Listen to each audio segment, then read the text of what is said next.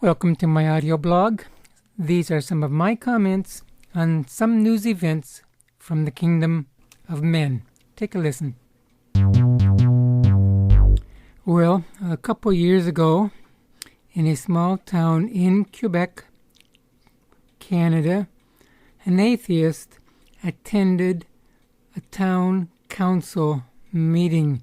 It wasn't a very big city, but this atheist was appalled that the meeting was opened up with a prayer. Now, Quebec in Canada, traditionally speaking, has been primarily French Catholic, although probably now it's more Catholic in name than anything else. This atheist took the town to court, and eventually it went all the way to the Supreme Court of Canada, and yesterday the Supreme Court of Canada made a ruling.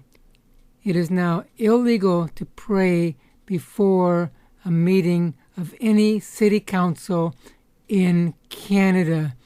The atheist is ecstatic and overjoyed that he won the case. The decision was 9 judges to 0. Nobody was in favor of keeping prayer in City Hall. Immediately, Ottawa, the capital of Canada, put prayer on hold. One city close by to where I live says they won't pray anymore. Another city close by to where I live says that the law, the ruling, doesn't apply to them because they pray a generic prayer. Well, let me say this. A generic prayer is no prayer, at least according to the Bible. The God of the Christians, the God of the Bible, is not a generic God. He is not one God fits all. Canada was once a nation that was heavily influenced by Christian Judeo-biblical thought, but that is fast becoming obsolete in our nation, and I would suggest the same is true in the United States and many other Western countries that have been so influenced. What will this ruling do? Well, let me say this. I suggest that most prayers that were spoken in city council meetings across Canada, they were probably generic prayer anyway. Good chance they were prayed by somebody who was not even a Christian believer in the Lord Jesus Christ.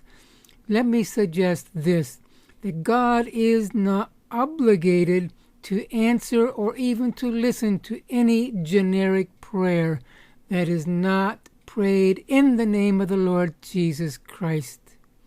What would this do to Canada? Well, it's one step farther away from Christian biblical influence, and it is one step closer to judgment. I find it a bit ironic and really a bit disturbing as President Obama is attempting to make a treaty with Iran concerning its nuclear weapons that Russia is now selling Iran long-range missiles to add to Iran's collection. I wonder how Prime Minister Netanyahu feels about that. I know how I feel about it. Thanks for listening.